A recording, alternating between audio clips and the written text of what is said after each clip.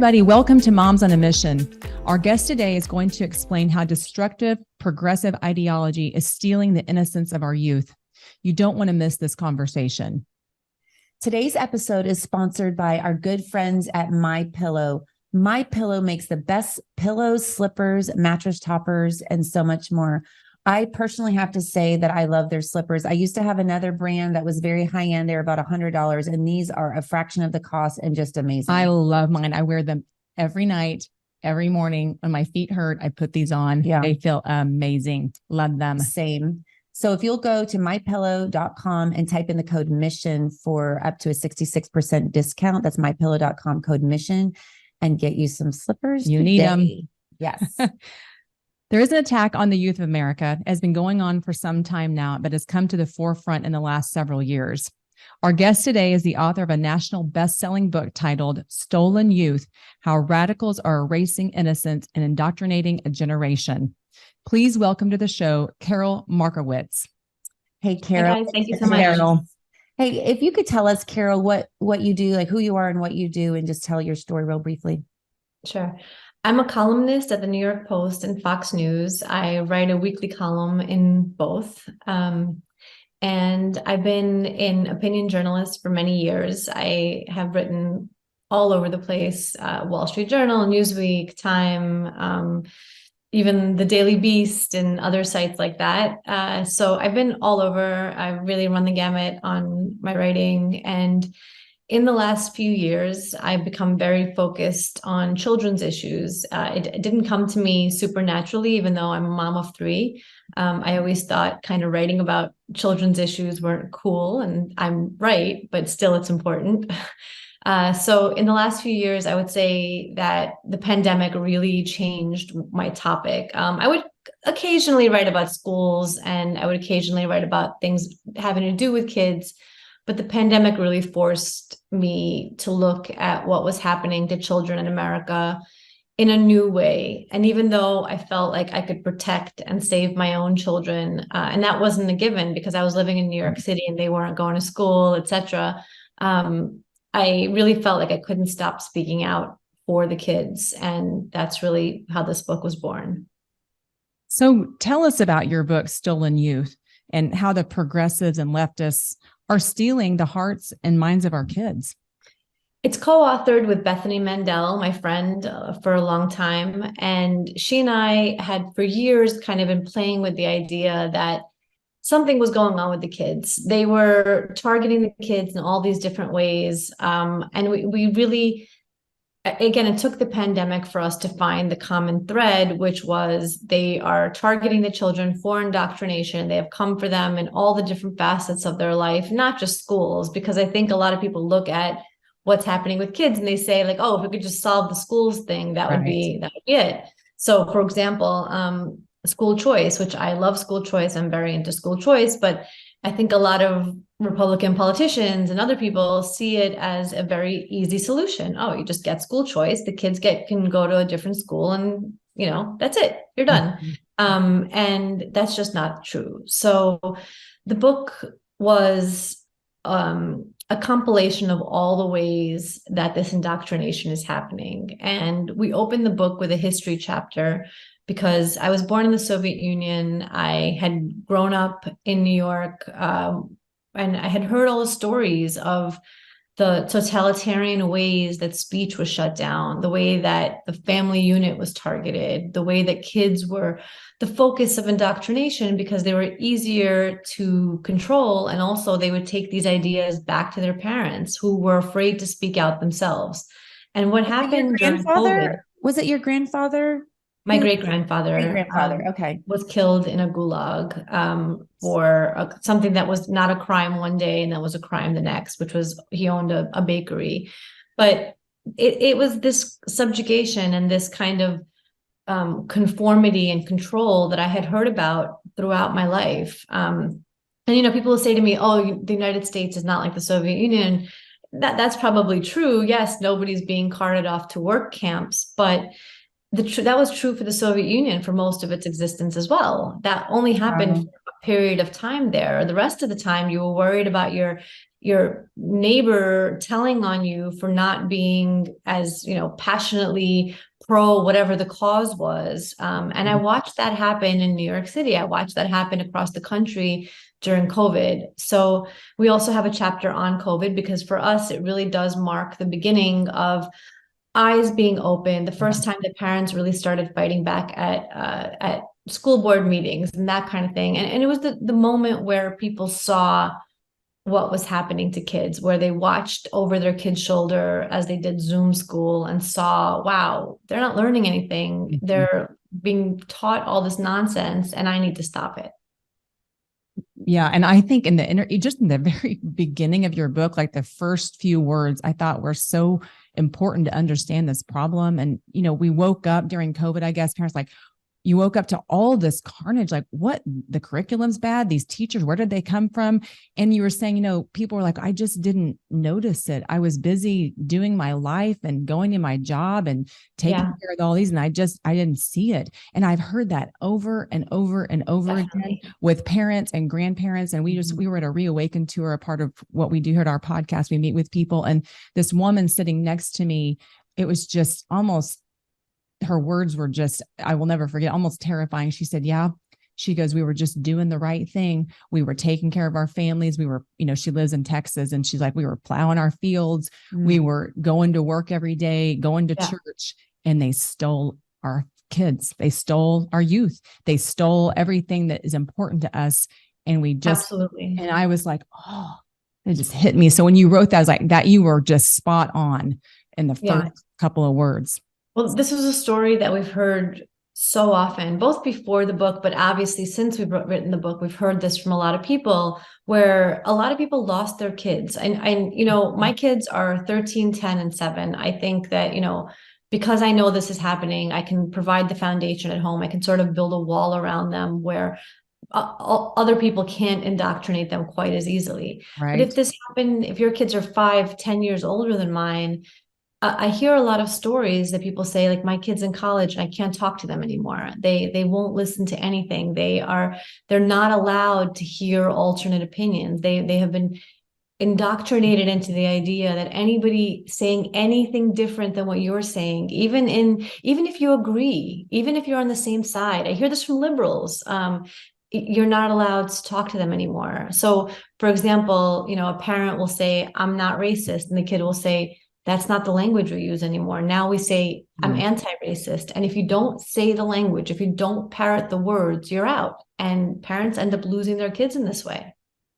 I'm just so astounded by your story with your great grandfather, and then some others, immigrants who were escaping this tyranny only to come to the United States and experience it here. And and they're sounding the alarm, and like you said, they're not hauling them off to work camps yet, but they're the words and the behaviors, the preliminary words and behaviors very are similar now. And I mean, if people are listening to you and these other folks whose families have, come to the United States from these other socialist countries, I mean, my goodness, what's it going to take? Well, I also wanted to ask you, what do you think the ultimate goal is for these people who are stealing our youth? Why are they going to such great lengths to indoctrinate our children? It's two-part. One is destabilization of the family. And I should say, so I've been a conservative my whole life. And what I always say about that is, you don't come from the Soviet Union, get to freedom, and become a liberal. That just doesn't tend to be what happens, right? So my community is very conservative. The Cuban American community is very conservative. Venezuelan American community is very conservative. All these people are fairly on the right. But in my entire life, I had so many times people say to me, like, doesn't this feel very Soviet to you? And I'd say, no, it doesn't. Like, don't even compare the two, because it's not even in the same universe. And so it's not like I've always used this is just like the Soviet Union. This is just like the Soviet Union. I've actually never felt that America was very Soviet. I never felt the kind of societal and social pressure that I had always heard about. I never felt that in the United States. I was an open conservative, and that was okay. And I lived in Brooklyn. I wasn't in a red area. I wasn't in a red state, and I could be myself. And what happened in the last few years is that people can't be themselves anymore. They can't speak what they want to say. So when you ask what's the point is leftist indoctrination. Definitely. It is, you must follow us. You must follow our way. And it has to be very specific and very, a very tight line that you need to walk in order to belong.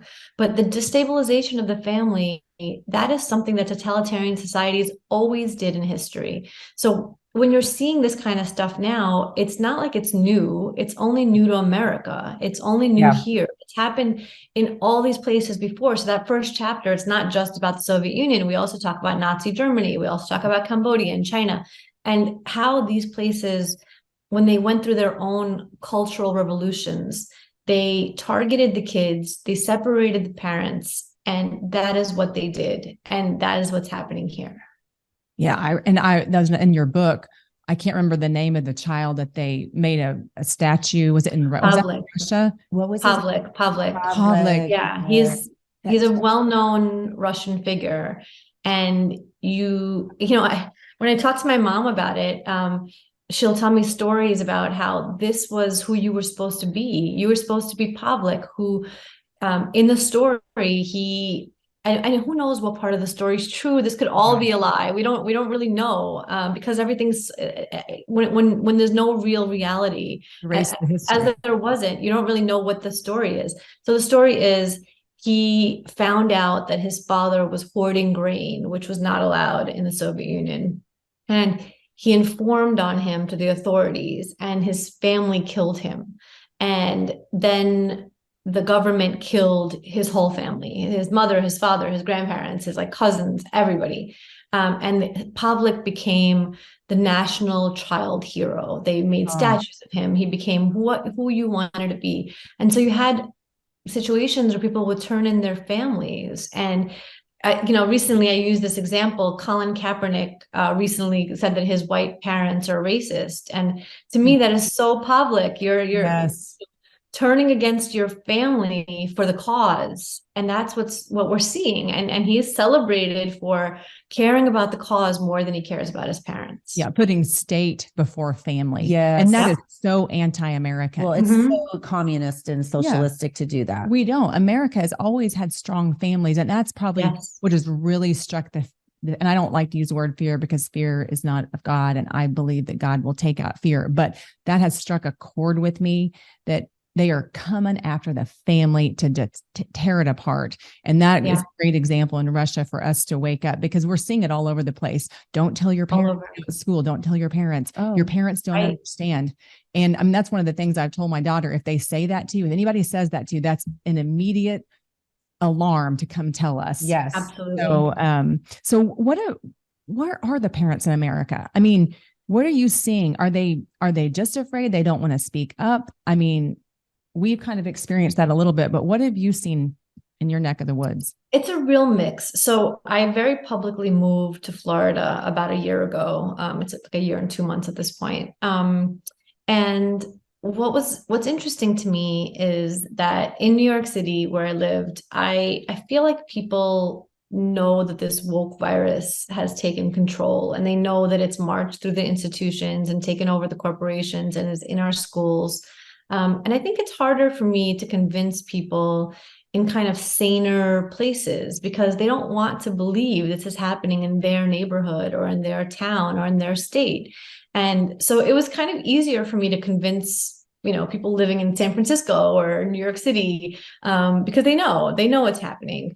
But when I talk to people from Utah or Iowa, or just places where they expect their values to be reflected in the culture around them, and they're surprised when it's not, that surprise is going to go away eventually. But for right now, it's really tough to get parents to care. And so that's step one.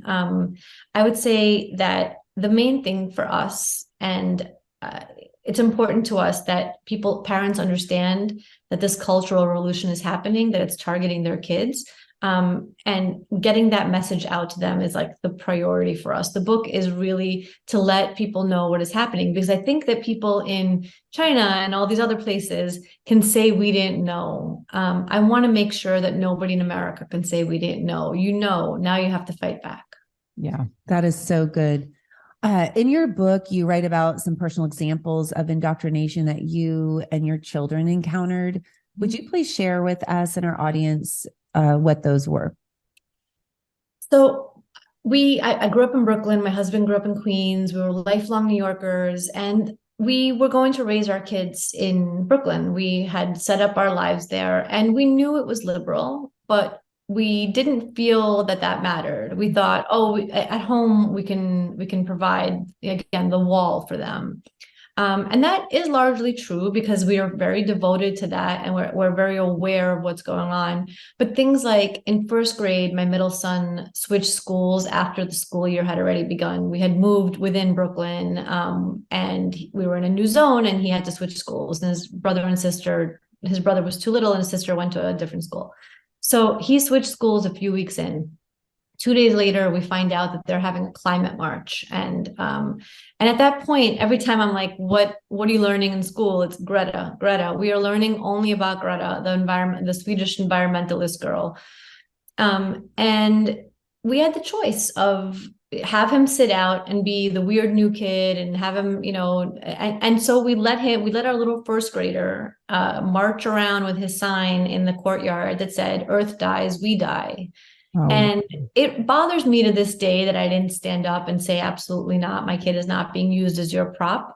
And I had many other opportunities after that, because Brooklyn's very big on using children as these activists.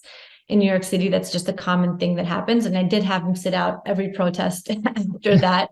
But it still bothers me to this day that even me, who is in this world and who is not afraid, and I'm not afraid of being targeted myself. I just didn't want my kid to be targeted. And a lot of parents end up going through that. And so I say to them, we have to be strong. We have to say no.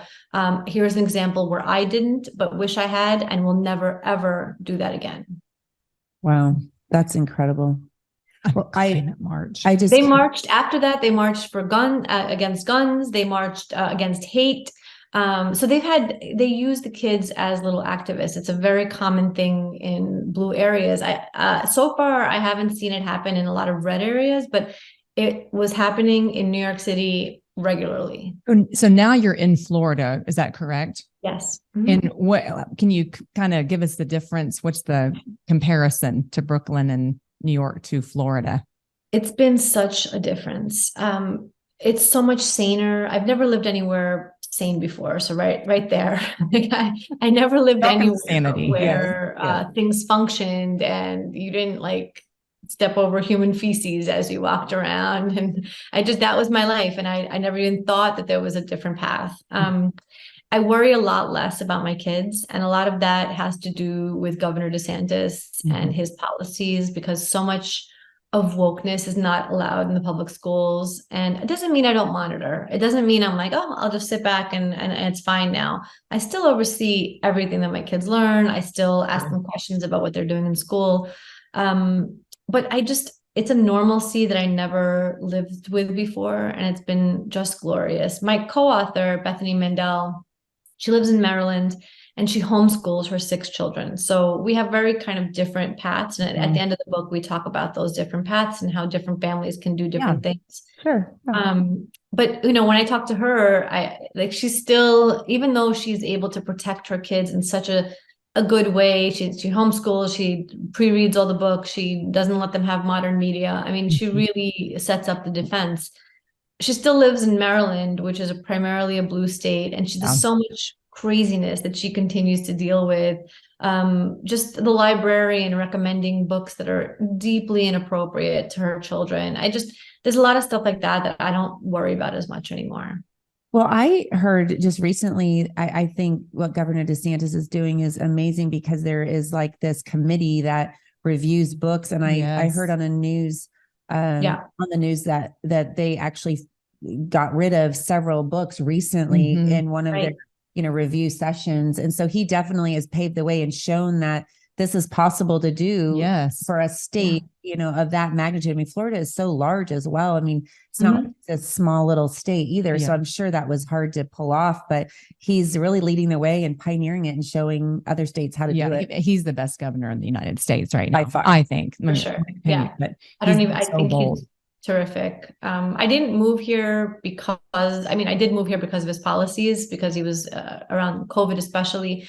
But, people say to me, you can't move for a politician. And I agree with that. But what he's done in Florida is set up a system that is going to outlive his governorship. Yes. And that's really what's important to me, that he's not just doing it while he's in charge.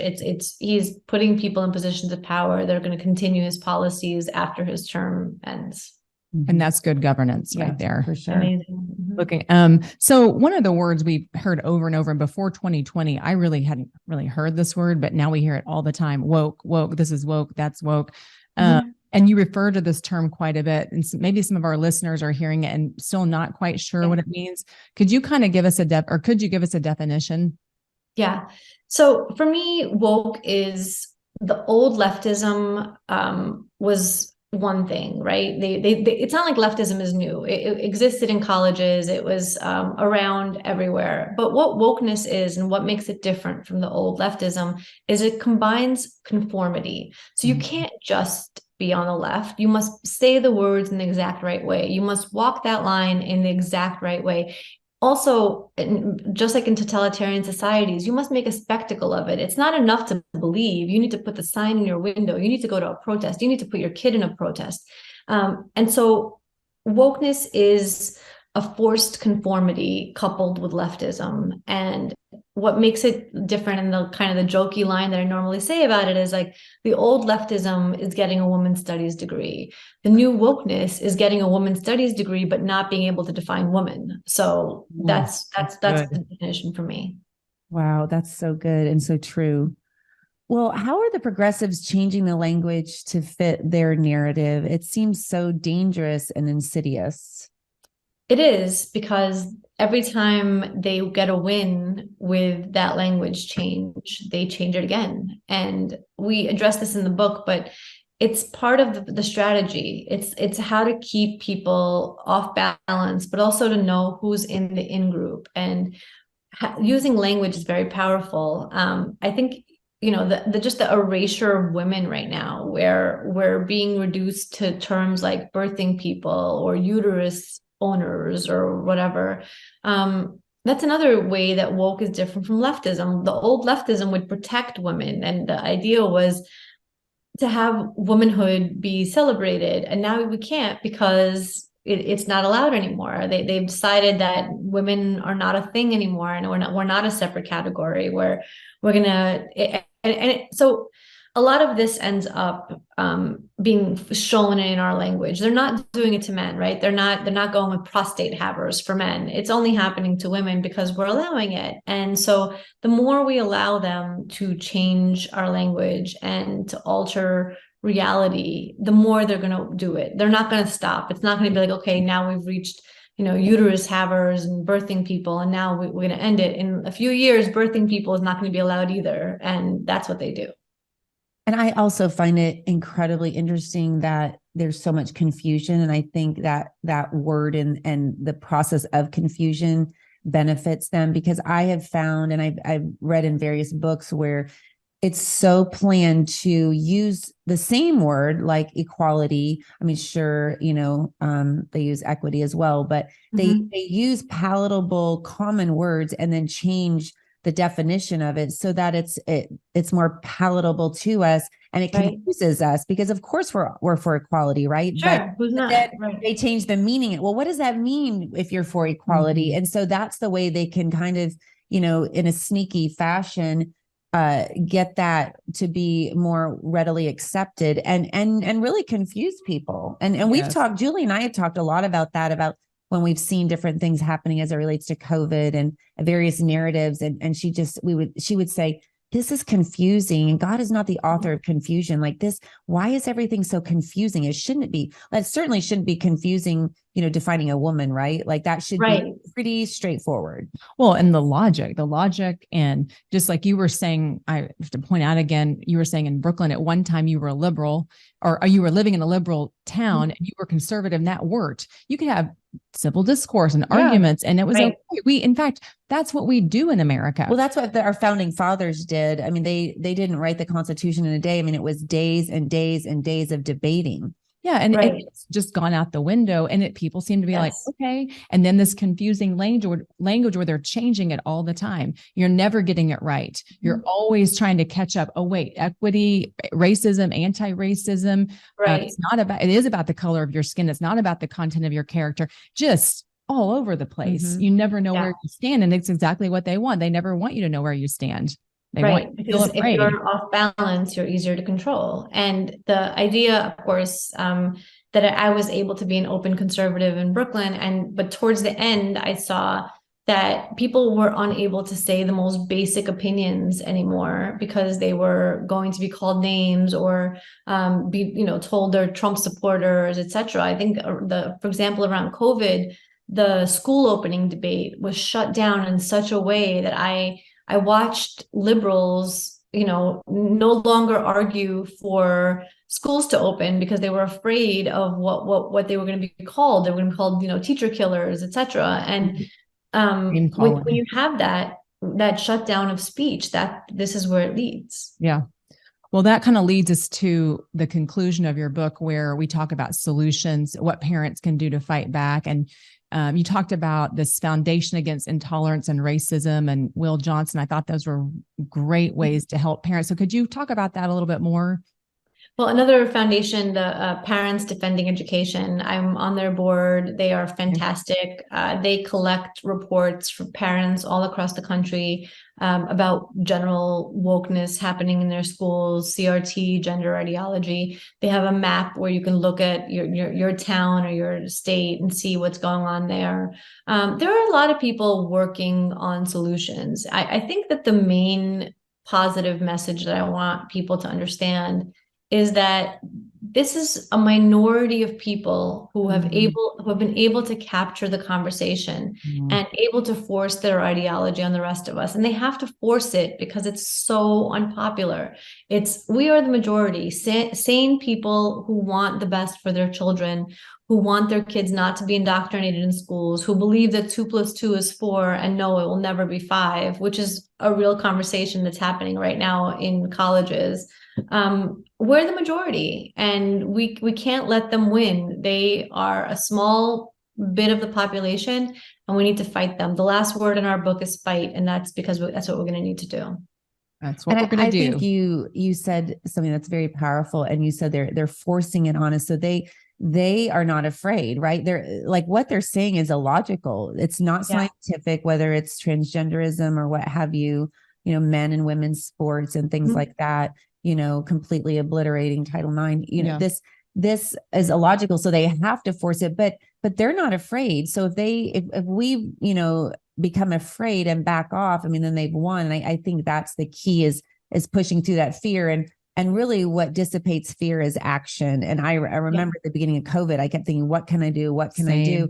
And really just doing something, one thing. And if everybody does one thing in their immediate circle, whether it's talk to a neighbor or reach out to aligned parents. And that's one of the things that I think is important, is reaching out to aligned parents, because there's strength in numbers and not feeling like you're like what you said is true. We are the majority, but yet if people are so afraid they don't talk about it, you can't align with anybody. So I think that, at least for Julie and I, that was really helpful to just, align and lock arms. I think you'll feel definitely. Yeah. And so again, your book is Stolen Youth: How Radicals Are Erasing Innocence and Indoctrinating a Generation. We have a copy. I have lots of notes. You're going to want to take a lot of notes. Yeah, look at this. This is what I do. I get my Post-it notes, and because I just want to remember things or write them down again or read them to my husband. And I underline everything. So that's what I do. So you can get this book on Amazon and Amazon, Barnes and Noble, anywhere you buy books. Okay. And if our audience wants to get a hold of you or hear more from you, you have a Twitter. Is that correct? My Twitter is @KAROL, and I'm also on Facebook, Karol Markowicz. Just look me up. Okay. Great. That's great. Well, everybody, make sure you reach out to Karol. This information, this book, you need to get it. I mean, Yes. it is mind blowing. And also I think it's helpful to just even know this information. So when you have conversations, you're educated and you can share this information and encourage Yes. other people to get the book too. Right. And so, Karol, we want to say thank you. Thank you so you. much for joining us today and telling your story and educating us and our listeners at Moms on a Mission. And we would love to hear from you at Moms on a Mission. Just follow us on your favorite platform, whether that's Apple or Rumble. And then check us out at momsonamission.net. Our episodes are there, and then things that we're doing as well, you'll see on our website and Facebook. And then we also would love to hear from you. Any comments or questions, momsonamission53@gmail.com. That's momsonamission53@gmail.com. Moms on a Mission is excited to partner with our friends at MyPillow. According to sleep experts and sleephealth.org, over 50 million Americans struggle to get a good night's rest. That's where MyPillow comes in. They make the best pillows, sheets, mattresses, and mattress toppers. Several years ago, I was having trouble falling and staying asleep due to neck and shoulder pain. Luckily, I heard an ad about MyPillow and decided to give it a try. After 3 or 4 days, I really began to feel a difference. I was sleeping better and my neck and shoulders felt so much better. MyPillow really does help you fall asleep faster and stay asleep longer. Moms on a Mission wants you to get a great night's rest too. Go to mypillow.com right now and use the promo code MISSION for up to 66% off your purchase. MyPillow products are made in America and have a 60-day money-back guarantee and lifetime warranty. Remember, go to mypillow.com, put in the special code MISSION for your special Moms on a Mission discount. Thank you and God bless. Hey guys, it's Moms on a Mission here. Are you worried about your financial stability and protecting the money for which you work so hard? The problem is stock market volatility and inflation. You may be wondering what you can do to preserve your family's wealth. We at Moms on a Mission encourage you to reach out to our friend Andrew Sorcini with Beverly Hills Precious Metals. Andrew is the expert in educating you to help you find the right balance of gold and silver for your family portfolio. He made it so easy for me to add precious metals to my financial investments. I simply mailed a check to Beverly Hills Precious Metals and my silver showed up on my doorstep a few days later. It was so easy. Go to bh-pm.com to save a little money and tell them that Moms on a Mission sent you. That's bh-pm.com. Don't wait. Protect your wealth today by going to bh-pm.com and tell them that Moms on a Mission sent you. Hi everybody, it's Moms on a Mission here. Recent research from the CDC says that millions of Americans develop parasitic infections and symptoms often go unnoticed or are misdiagnosed. Parasites are the cause of many health problems, such as anxiety, depression, chronic pain, fatigue, and unexplained digestive issues. We all need a common sense strategy to improve our health. We at Moms on a Mission encourage you to reach out to our good friend, Dr. Jason Dean. Dr. Dean's Full Moon Protocol provides all-natural detoxification and fights inflammation. These supplements are made with 100% organic ingredients and are proven to kill parasites safely and effectively. To order your Full Moon Protocol, go to bravetv.store/mission to save $20 off your first order. That's bravetv.store/mission. Order Full Moon Protocol and start killing those foreign invaders that have been keeping you sick. That's bravetv.store/mission to receive $20 off your first order.